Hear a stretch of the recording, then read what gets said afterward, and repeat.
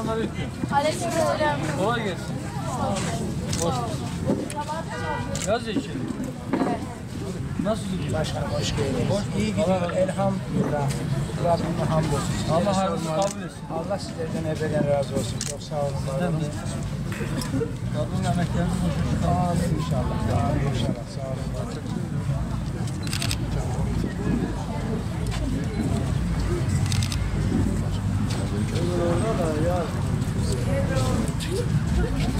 Allah bereket versin inşallah. Teşekkür ederim. Cennete de ağırlasın. Allah razı olsun. Hocam edelim. Allah razı olsun. Teşekkür ederim. İçeride burada olacak başkanım. Şöyle de alalım.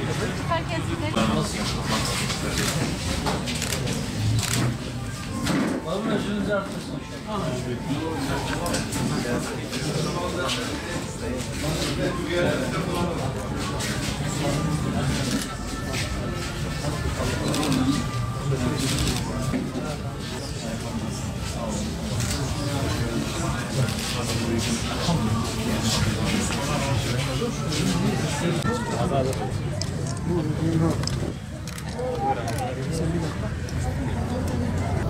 Sivil Toplum Kuruluşları Başkanlarımız, hepiniz Filistin, Gazze çadırımıza hoş geldiniz. Burada Şanlıurfa Sivil Toplum Kuruluşları platformu olarak ziyarete gelmeniz bizi ziyadesiyle Sayın Genel Başkanımız sevindirmiştir.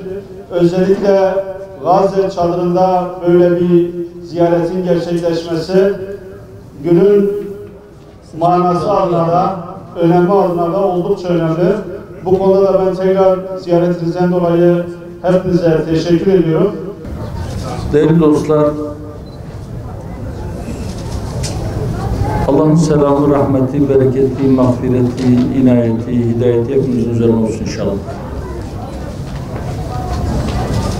Gazze, malumlarınız olduğu üzere 7 Ekim 2023'ten bu yana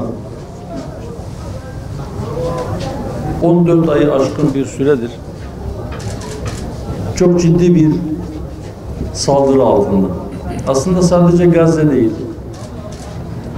sadece Gazze'liler değil, insanlık bir saldırı altında. Sadece insanlar katledilmiyor. İnsanlık değerlerinden ne varsa onlar hepsi iyilik, merhamet, adalet, şefkat ya da insanlık tarihi boyunca insanların belki ikili anlaşmalarla, bazen çok taraflı anlaşmalarla ortaya koymuş oldukları ne kadar kural varsa bunların hepsi katledildi. Ahlak katledildi, insanlık katledildi.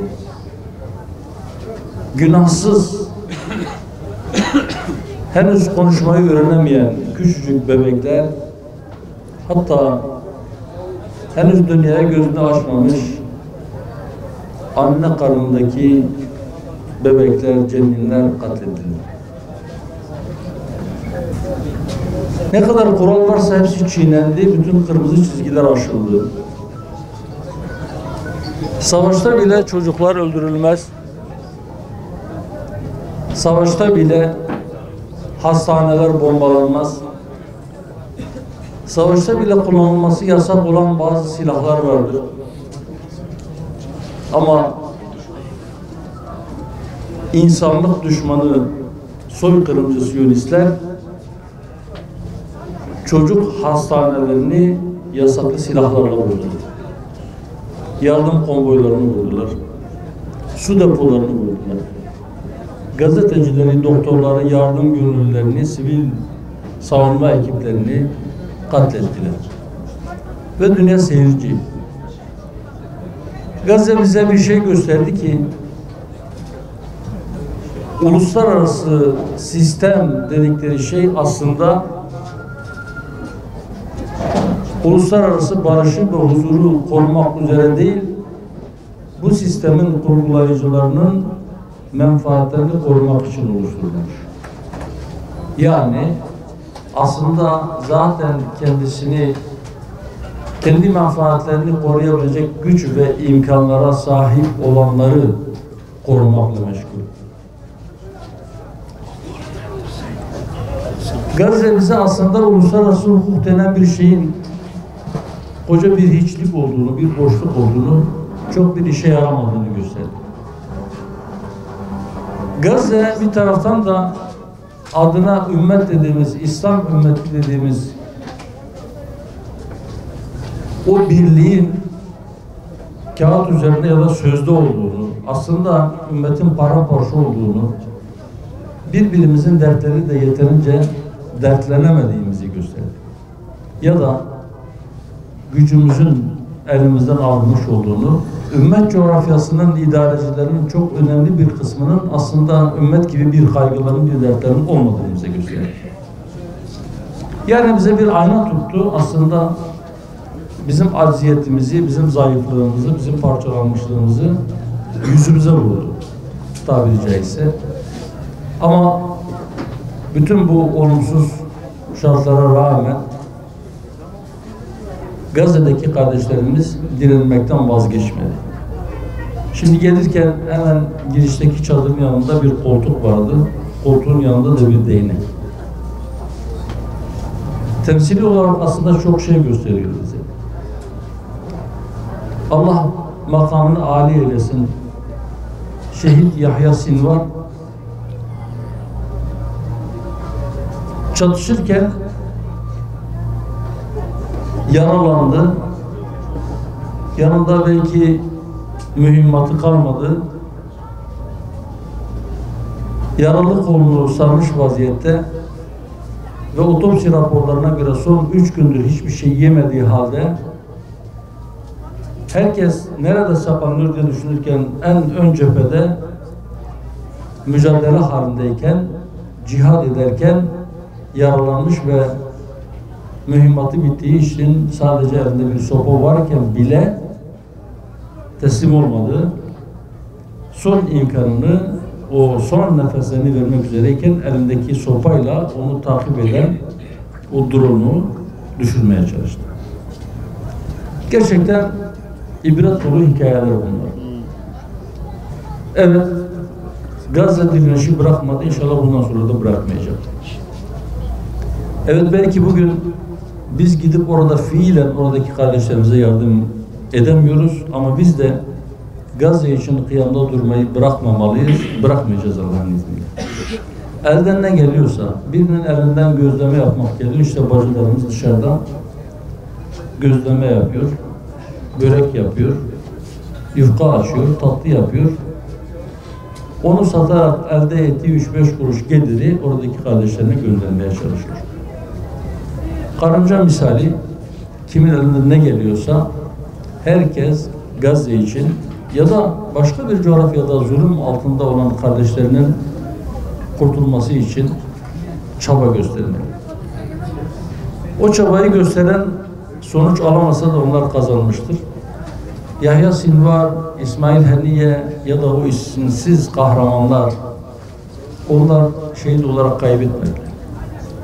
Şehit olmakla aslında kazanırlar. Kaybedenler ümitsizliğe düşenlerdir. Kaybedenler mücadeleyi bırakanlardır. Kaybedenler 3 günlük dünya hayatı ya da 3 kuruş dünya menfaati için düşmana yaranmaya çalışanlardır. Siyonizm sadece Gazze'lilerin değil, Siyonizm sadece Müslümanların da değil. Başta da söylediğimiz gibi insanlığa düşmanlık ediyorlar ve inşallah insanlık bu beladan yakın bir zamanda kurtulacaktır. Onların şöyle bir hesabı, şöyle bir planı vardı. 1950 yıl önce terk ettikleri o topraklara dönebilmek için 100 yıldan daha uzun bir süre önce yapmış oldukları planları adım adım pratiğe döktüler, hayata geçirdiler. Ve onların hesaplarından birisi şuydu. Onlar dediler ki sadece Yahudilere ait olan bir devlet kuralım. O kurduğumuz devletin vatandaşları yeryüzündeki bütün Yahudiler olsun. Herkes, bütün Yahudiler dünyanın farklı bölgelerinden, farklı kıtalarından oraya göçsün. Ama orada bulunan Yahudi olmayanlar da Filistin topraklarından göçsün, başka yerlere gitsin. Eğer göçmüyorlarsa onları oradan çıkaracağız. Ortaya koydukları bu dehşetli tablo, bu vahşet aslında bunun içindir. Oradaki insanlar oradan kaçsın diyedir. Bunu bilen Filistinli kardeşlerimiz bütün o imkansızlıklara rağmen, bütün o vahşete rağmen oranın yaşanılamaz bir yer haline getirilmesine rağmen gıda kaynaklarının, su kaynaklarının, ilaçlarının, hastanelerinin, altyapının tamamen vurulmasına, tahrip edilmesine rağmen ısrarla ve inatla biz burayı terk etmeyeceğiz diyorlar. Çünkü orayı terk etmek düşmanın planlarına teslim olmak demektir. Belki birileri siz Aksa tufanını başlattınız, siz direndiniz, siz orada birkaç yüz ya da birkaç bin Siyonisti öldürdünüz ama onun onlarca katı sizden öldü, siz ne kazandınız diye düşünüyor. Öyle değil kardeşler. Onlar dünyanın dört bir yanındaki Yahudilere dediler ki Filistin toprakları ya da onların tabiriyle İsrail sizin için dünyadaki tek güvenli yerdir. Oraya taşının. Ama bu harekat, ama bu tufan işgalciye, gasıp, soykırımcıya Filistin topraklarının da güvenli bir yer olmadığının bir işareti, bir alameti oldu. Bütün o olumsuzluklara rağmen birkaç 10.000 Filistinli şehit oldu. Ondan daha fazlası yaralandı. Belki o kadarı da tedavi olmak için orayı terk etti ama birkaç 100.000 Yahudi o toprakları terk etti, kaçtı. Bu kaçış onların yüzlerce yıl önce yapmış oldukları planların suya düşmesidir. O yüzden bu kadar hiddetliler. O yüzden bu kadar kızgınlar ve Allah'ın izniyle kaybedecekler. Yani bundan 700 küsur yıl önce, 800 yıl önce, hatta tam olarak 825 yıl önce yaklaşık 1099'da Haçlılar orayı istila edip bir Kudüs krallığı kurdular. O ancak 88 yıl yaşayabildi. 88 yıl sonra Müslümanlar Kudüs'ün işgal altında olduğu o dönemde sürekli Kudüs'ü düşünen birileri vardı. Müslümanlar etrafında toplandı ve Kudüs Haçlı işgalinden kurtuldu. Şimdi Siyonizmin işgali altında ve Allah'ın izniyle 70 küsur yıldır işgal altında olan, 1948'den bu yana hesap edeceksek 76 yıldır işgal altında olan Kudüs nasıl daha önce Haçlı işgalinden kurtulduysa Siyonizmin işgalinden de kurtulacaktır. Allah'ın izniyle o yakındır. Rabbimizden niyazımız bunun yakın bir zamanda gerçekleşmesi ve Filistin'deki kardeşlerimizin huzurundan bir an önce kurtulmasıdır. İnşallah bu olacaktır. Bu sadece bir zaman meselesidir. Olup olmayacağı değil. Ne zaman olacağı doğru sorudur. Olacak mı olmayacak mı değil. Ne zaman olacak diye sormalıyız. Ve onun yakınlaşması da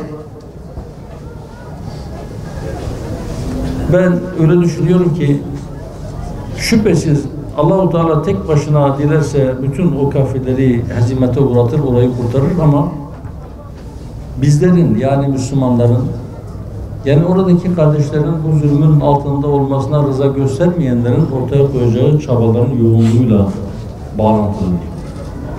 Öyleyse kardeşlerim yerse düşmek yok, ümitsizliğe düşmek yok.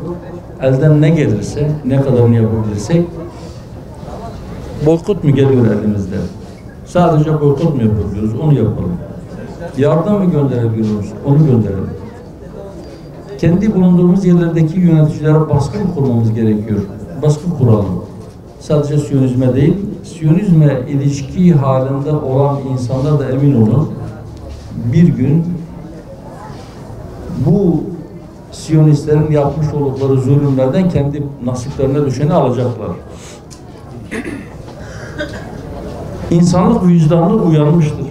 Dünyanın dört bir tarafında gayrimüslimler bile ayağa kalkmıştır.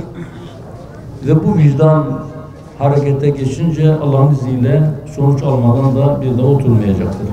Zira artık görüldü ki eğer insanlık vicdanı ya da insanlık ailesi bu vahşeti durdurmazsa bunlar sadece Filistin topraklarını işgal etmekte yetinmeyecekler. İşte Filistin'den sonra Lübnan'a, ondan sonra Suriye'ye saldırıları, Golan Tepelerinden aşağı doğru inmeye çalışmaları bunu göstermiştir.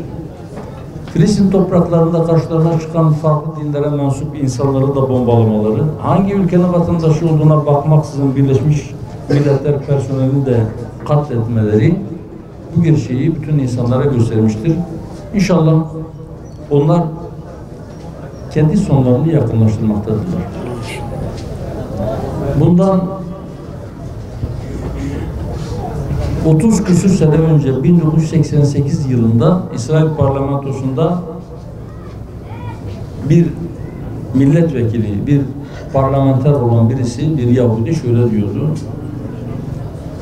Biz şu anda kendi devletimizin 40. yılını kutluyoruz ama hiç kimse bize 50. yılımızı kutlama garantisi veremiyor. Evet, belki 50. yılı, 60. yılı, 70. yılı da geride bıraktılar ama sürekli ateş üstündedirler. Çünkü onlar ne yaptıklarını biliyorlar. İnsanlık da onların ne yaptığını öğrendi ve Allah onların sonlarını inşallah yakınlaştırmıştır. Burada bulunan kardeşlerimiz belki o sesi duyurmak adına bu kışta, bu soğukta, bu çadırda beklemek neyin nesidir diye düşünen bazıları olabilir ama yapılan her şey değerlidir. Kim ne yapıyorsa, birisi sadece sosyal medyada bir paylaşım bile yapıyorsa ya da birisi 3-5 kuruş bir yardım gönderebiliyorsa, elinden o geliyorsa, yapılan hiçbir şeyi biz küçük görmüyoruz. Görmemek lazım. Onlar üst üste girince, o damlalar üst üste girince inşallah öyle bir deniz, öyle bir göl olacak ki zulmü boğacak. 2004 yılında değiştirilen, yeni çıkan ceza kanununa göre soykırım suçu tarif edilmiş ve yine o kanuna göre soykırım suçunu dünyanın neresinde olursa olsun işleyen birisi hangi ülkenin vatandaşı olursa olsun ve o suçu kime karşı işlemiş olursa olsun Türkiye'de yargılanabilir. Böyle bir kanun var. Fakat kişinin yabancı olması, suçu işleyenin yabancı olması, yabancı bir ülkede suç işlemiş olması ve yabancıya karşı işlemiş olması durumunda bu soruşturmanın açılabilmesi Adalet Bakanı'nın talebine bağlıdır. Adalet Bakanı isterse böyle bir soruşturma açılır. Bu nedenle bugüne kadar herhangi bir yerde işlenen bir soykırım suçuyla ilgili Türkiye'de bir dava açılmış değil. Biz de verdiğimiz kanun teklifiyle dedik ki sadece Adalet Bakanlığı'nın talebine bağlı olmasın. Bu konuda meclis de karar verebilsin. Ama aynı zamanda Türkiye vatandaşı olanlarla ilgili böyle bir prosedüre de gerek kalmasın. Madem senin vatandaşın ve senin kanunlarına göre de suç olan bir fiili işliyor, o zaman onlar Türkiye'ye geldiklerinde onları yargılayalım. Ya da Türkiye'de olmadıkları zaman haklarında soruşturma açılırsa, savcılık onları çağırırsa, ifade vermeye gelmezlerse, yani gelip mahkeme huzurunda hesap vermezlerse onları vatandaşlıktan çıkaralım ve Türkiye'deki mal varlıklarına da el koyalım. Böyle toplam 4 maddelik bir kanun teklifi verdik. Bu teklifimizin üzerinden neredeyse bir yıl geçti. 28 Aralık, bugün ayın kaçı? 15. 13 gün sonra tam bir yıl doldu. Hala görüşülmeyi bekliyor. O kanun teklifimizin meclisin genel kuruluna inmesi için biz bir önerge verdik. Çünkü komisyonlarda görüşülmedi. Belki bir ilk olarak, çünkü daha önce hükümet tarafından ya da iktidar partisi tarafından verilen tekliflerin dışındaki teklifler komisyonlarda görüşülmüyor. Görüşülmeksizin genel kurula insin diye verilen önergeler de hep reddediliyordu. Bizim önergemiz kabul edildi. Önergemiz 8 partinin desteğiyle kabul edildi. Yani o kanunun genel kurula doğrudan doğruya inmesine AK Parti, MHP, Saadet Partisi, Deva Partisi, Gelecek Partisi, İyi Parti, Yeniden Refah Partisi ve Hüdapar. Toplam 8 partinin desteğiyle genel kurulda görüşülmesi kabul edildi. Fakat sırasını bekliyor. O kanundan çok sonra verilen teklifler de bizim önümüze geçti. O teklifimizin önüne geçti. Onlar görüşüldü, kanunlaştı. Bizimki hala bekliyor. Çok tartışmalar yaptık. Bazen sesimizi yükselttik, bazen birbirimize kızdık. Fakat o kanunu maalesef genel kuruldan geçiremedik. Şimdi yılbaşından sonra, yani bu bütçe görüşmeleri bittikten sonra, yılbaşından sonra artık Ocak'tan mı olur, Şubat'tan mı olur, o kanun gelmesini bekliyoruz. Gelir mi? Hep beraber göreceğiz. Biz de gittiğimiz yerlerde sivil toplum kuruluşlarına şunu söylüyoruz. Diyoruz ki siz de baskı yapın. Siz de sesinizi yükseltin. Hiç olmazsa bir tweet atın, bir hashtag yapın. Ülkemde soykırımcı istemiyorum diye. Varsa soykırımcı, onlar cezalandırılsın diye. Belki o zaman bu kanunun görüşülmesi biraz daha çabuklaşır. Allah'ın izniyle bir gün o suçları işleyenler, o cürümleri işleyenler bir şekilde cezalarını bulacaklar.